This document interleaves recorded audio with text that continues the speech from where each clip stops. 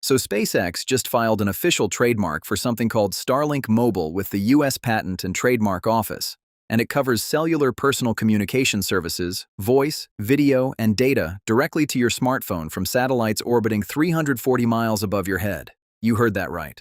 No cell towers, no cable company, no Wi-Fi router, just your phone connecting straight to space.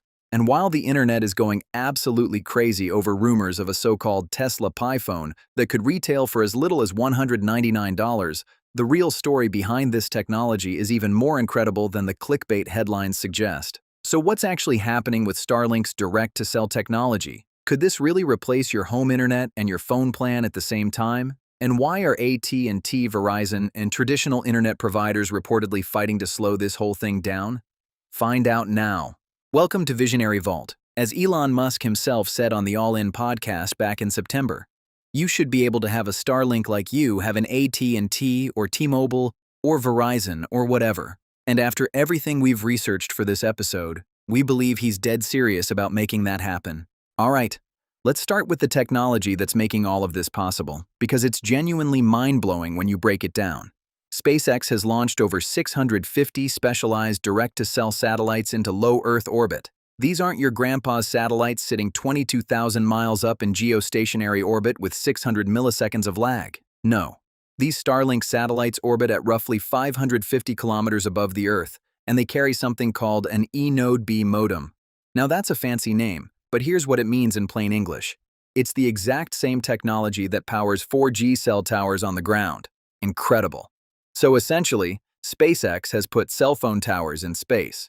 And here's the crazy part. Your phone doesn't need any special hardware, any new antenna, or any extra equipment. If you've got a modern LTE smartphone made in the last 4 years, it can already connect to these satellites. The phone just thinks it's talking to a regular cell tower. It's completely seamless. As of right now, over 12 million people already rely on Starlink direct-to-cell to connect their phones in areas where no traditional service exists.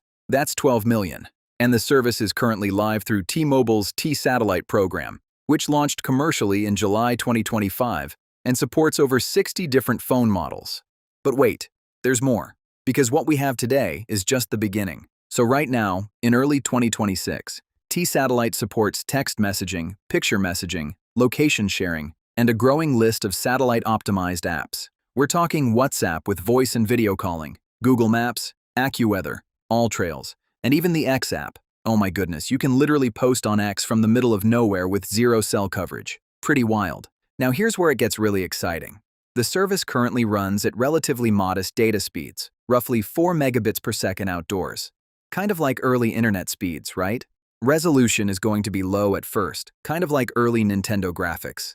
But SpaceX is not sitting still, not even close. In the first half of 2026, SpaceX plans to begin launching their next-generation V3 satellites using Starship. And the numbers on these things are absolutely insane. Each V3 satellite will have 1 terabit per second of downlink capacity and 160 gigabits per second of uplink. That's more than 10 times the downlink and 24 times the uplink of the current V2 mini satellites. Every single Starship launch will add 60 terabits per second of new network capacity to the constellation. That's 20 times more capacity than a Falcon 9 Starlink mission. Crazy numbers. And here's the kicker. V3 direct-to-cell satellites are expected to deliver full 5G cellular connectivity from space, with speeds comparable to what you get from terrestrial 5G towers. We're talking download speeds that could eventually reach 100 megabits per second directly to your unmodified smartphone by 2027. No dish, no router, no cable, just your phone and the sky. So what does that mean for your monthly bills? Now this is the question everybody wants answered, and we think the answer is closer to yes than most people realize. Think about what the average American household pays right now. You've got your home broadband. That's probably $70 to $100 a month.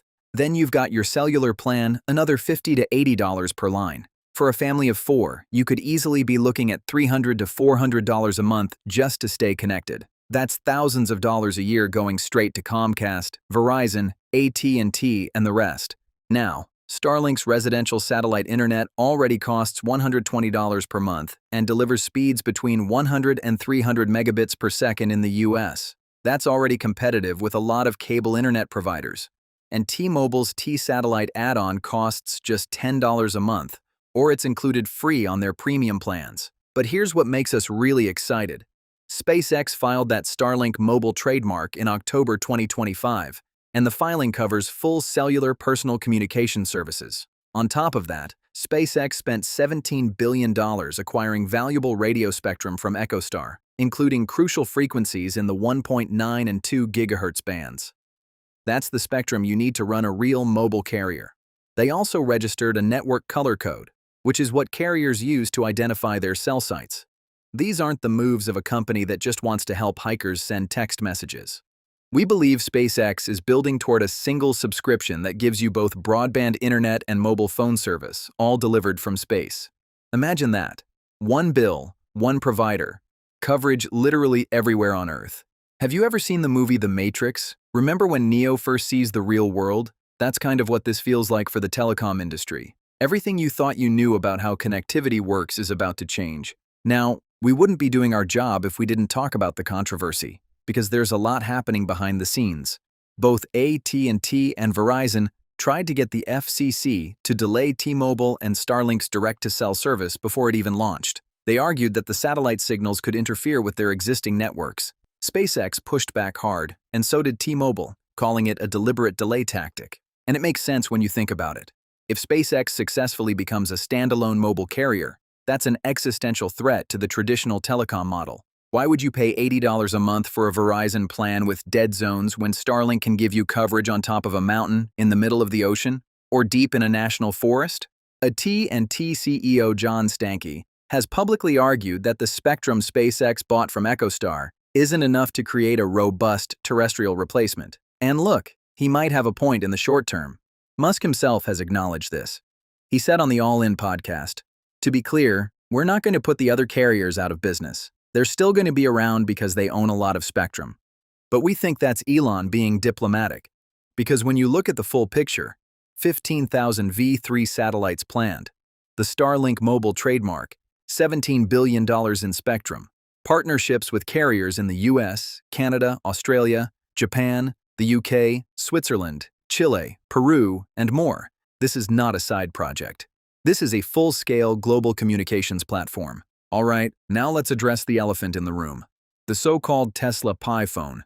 You've probably seen the viral posts claiming Elon Musk announced a $199 or $789 smartphone with built-in Starlink, solar charging, and even Neuralink compatibility. The images look incredible. The specs sound like something out of a science fiction movie. But here's the truth. There is no Tesla Pi phone. It does not exist. Not yet, anyway. Fact-checkers at Snopes have confirmed that Tesla has never officially announced a smartphone product. The viral images were created by AI and design studios. No credible news outlet has reported on an actual product launch. And Musk himself said on the Joe Rogan Experience, "No, we're not doing a phone." However, and this is the important part, what Musk is actually building through SpaceX and Starlink is arguably more revolutionary than any single phone could ever be. Because instead of making one special phone that connects to satellites, he's making every phone on Earth capable of connecting to satellites. That's the genius of direct-to-cell. You don't need a Pi phone, your iPhone, your Samsung Galaxy, your Google Pixel. They're all becoming satellite phones right now, today, as we speak. So while the Pi phone rumors are mostly fiction, the technology behind them is very, very real. Now let's paint a picture of where this is all heading, because we think it's going to blow your mind. Imagine you're a family living in rural Wyoming. Right now, your only internet option is a slow DSL connection that costs $60 a month and barely loads a YouTube video. Your cell service drops out every time you drive 5 minutes outside of town. Now imagine it's 2027. You've got a Starlink mobile subscription. Your phone connects to V3 satellites delivering 100 megabits per second wherever you go. Your kids are streaming their classes without buffering. You're on a video call for work from your back porch with crystal clear quality. No cable company, no cell tower needed. Your one monthly bill covers everything. Or imagine you're on a road trip across the country. You're driving through Nevada, middle of the desert, not a cell tower for 200 miles. But your phone stays connected. You can stream music, pull up navigation, even make a video call. It's like having your own personal satellite dish in your pocket. In New Zealand, a woman came upon a car crash in a cellular dead zone and was able to text the location through Starlink direct-to-cell. First responders arrived within minutes. That's not a hypothetical. That actually happened. This technology is already saving lives. Now we want to ask you, the YouTube viewer, what do you think about Starlink becoming a full mobile carrier? Would you ditch your current phone plan for Starlink Mobile? And what do you think about the Pi phone rumors? Is there something there, or is the direct-to-cell approach the smarter play? Please let us know your thoughts in the comments below. With that, we hope you learned a lot about Starlink's direct-to-cell technology and the future of satellite connectivity after watching our episode.